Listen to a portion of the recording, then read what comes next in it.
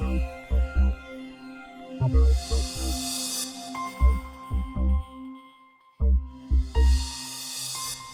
I'm Dr. Lucy Sternburgh from Beaumont Health, Manager of Employee and Community Health Promotion, and here to talk with you about a topic of mindful living, or finding peace in a stressful world.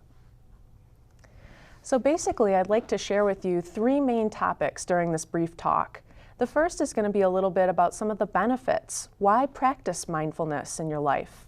The second is a little bit more specific about what mindfulness really is.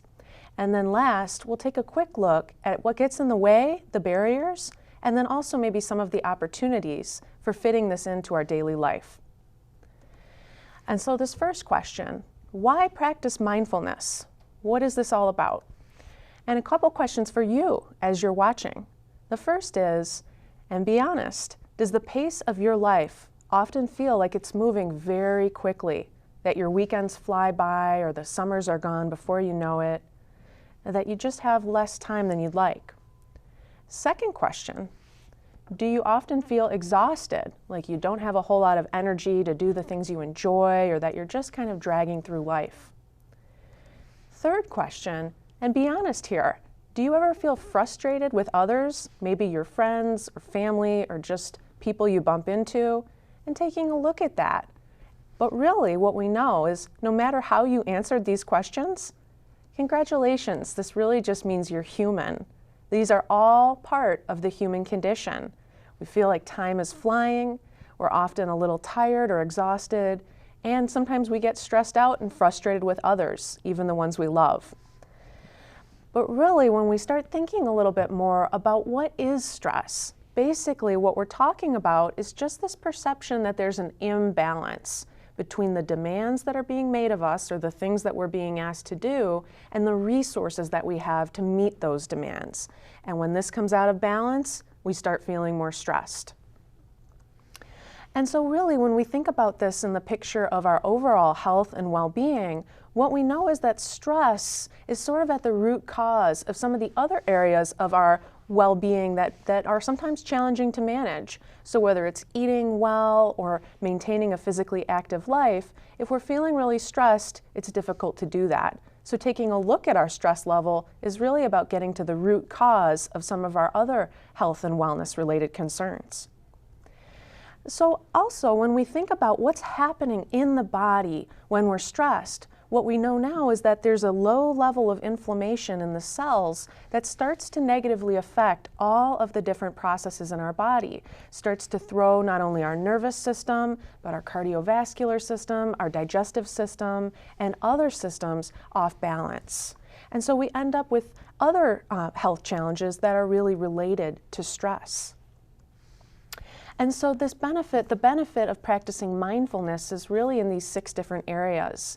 When we take the time to just start to slow down and be present, what we can experience is an easier time being able to pay attention, an easier ability to regulate our emotions. In other words, to not quite feel like we're on the roller coaster of life with the really good times and the really bad times. We can sense a greater sense of calmness. And we can also be more adaptable or have greater sense of psychological flexibility, or being able to just sort of go with the flow. We might have a greater sense of compassion, or being able to be caring and kind for both ourselves and for others. And lastly, one of my favorites is a greater sense of resilience, an ability to really bounce back when life gets us down and recover more quickly from difficult times. So now just to talk a little bit about what is mindfulness exactly and how do I do it? And so what we know is the definition of this word mindfulness. It's been around for many years now, from Dr. John Kabat-Zinn at the UMass Medical Center. He says that mindfulness is simply the awareness that arises when we pay attention on purpose and in the present moment, non-judgmentally.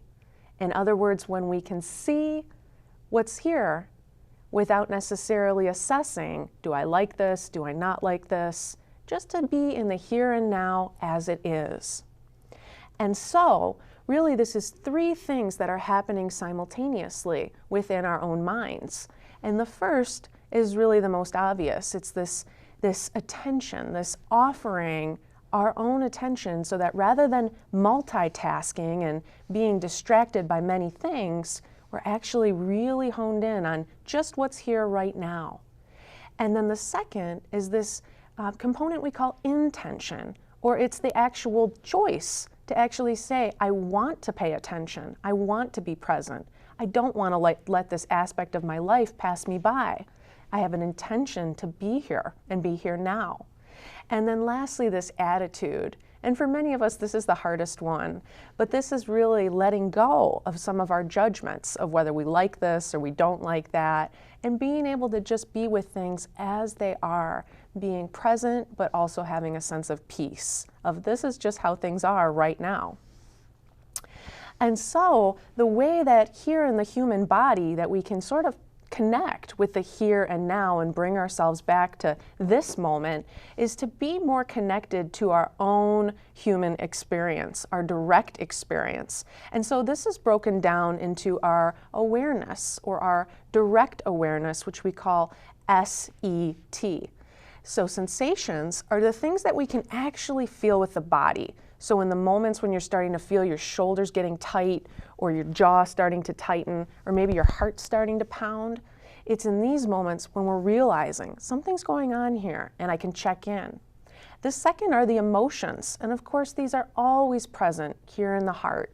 And it's the moments where there's joy, but also the moments where there's sorrow, and then lots and lots of times where there's just some form of contentment, just being calm and peaceful, but not particularly happy or particularly sad, and just noticing that. And then lastly is the part that many of us are heavily familiar with and often dominated by in our experience, and that is our thoughts. So again, just being aware of what's on my mind right now. Am I worrying about the past again and rehashing something that's already happened? Or am I starting now to worry about the future and just plan and prepare for something that hasn't yet arrived? And so staying close to this direct experience that we have moment to moment brings us back to the here and now and helps make the world to be a little bit more of a peaceful place. And what we know really is that mindfulness is an incredibly powerful key for our own self-care. So just like when we get on the airplane and we're reminded that we need to put on the oxygen mask before we assist others, this really is a good reminder that in many moments we just need to take a breath for ourselves before we try to be there for others. And so just a little bit to explain the neuroscience of the brain, and I have this cute little easy model like the hand from Dr. Dan Siegel. And what this model reminds us is that we have this portion of the brain stem, that's actually the very reptilian portion. So this is the part that's responsible for our basic functions, the way that our heart beats and the way that we breathe. But when we're stressed, it's this area of the brain stem and a special portion here called the amygdala that starts to react when we get tense and we start to have a stress response. But in mammals, this part of the region called the cortex developed with a little bit higher capacity for different emotions and different capabilities, but it's really this part of the brain, right here where you see the fingernails. The prefrontal cortex is the part of the brain that when we start to flip our lid and have a stress response, that we have this ability to pause, to slow down and to say, what is this? And to check in. So when we're mindful, we're actually strengthening the ability for this part of the brain to come back, to pause and slow down. And so in other words, the neurons that fire together start to wire together, and this becomes our new version of normal. We're strengthening the mind. These areas of attention, focus, flexibility, creativity, speed, and memory all get stronger with these practices. And ultimately here what we're trying to do is notice in the moments where we're just reacting. We're sort of going through the motions, or we're on our autopilot and just flying through life without really being present for it.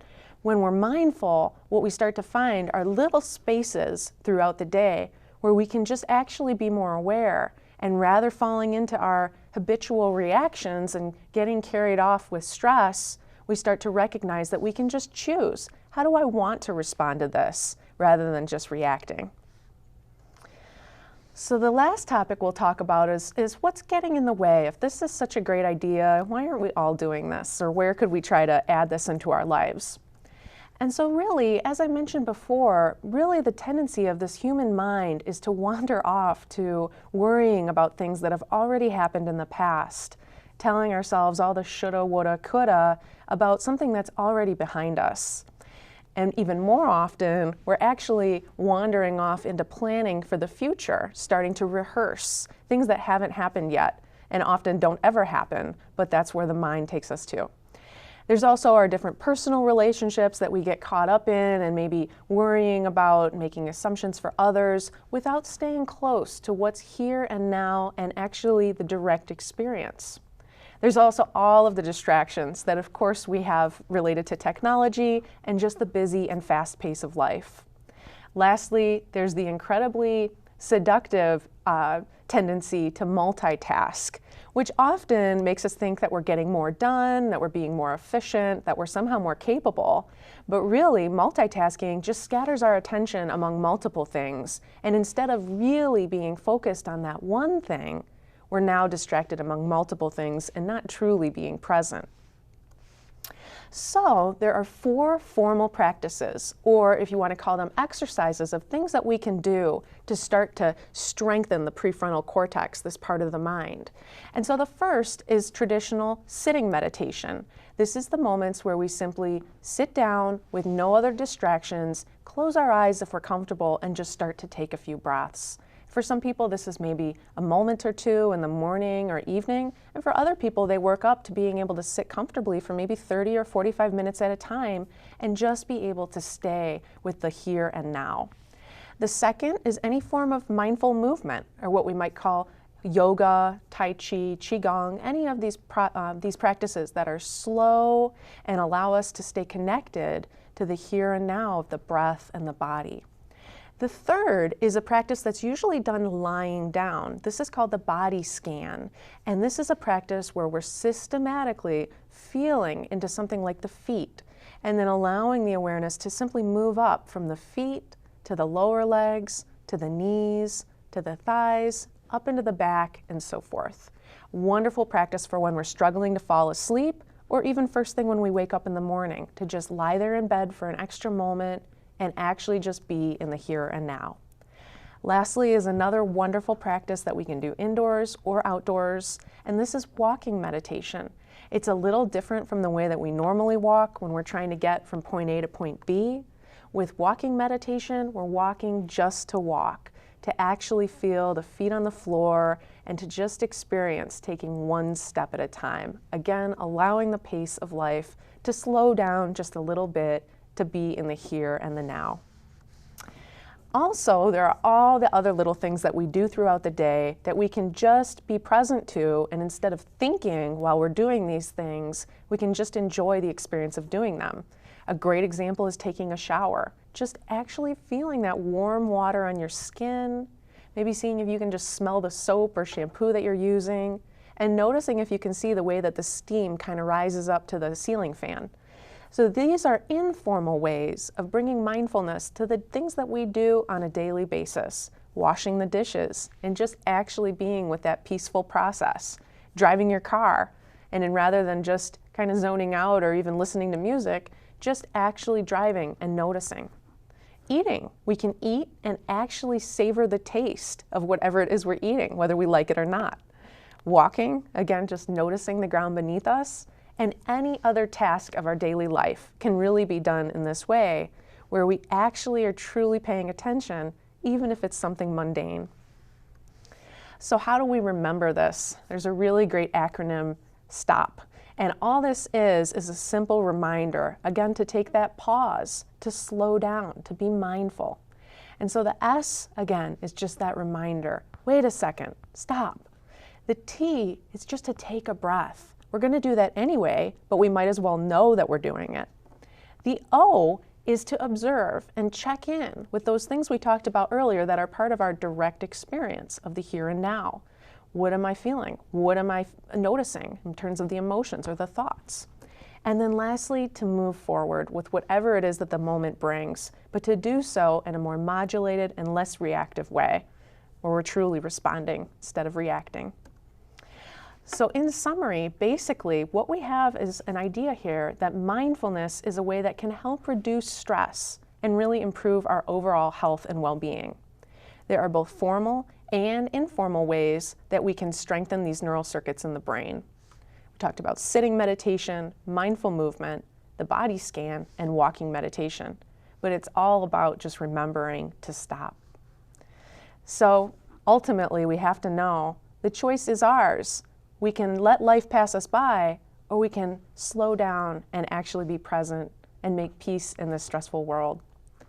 I'd like to just share a few resources with you. There are many great books on mindfulness. There are several good apps that you can download on a smartphone. And there are some wonderful websites that you can check out more information about living mindfully and finding peace. Thank you so much for your time and attention. I wish you well. Take care.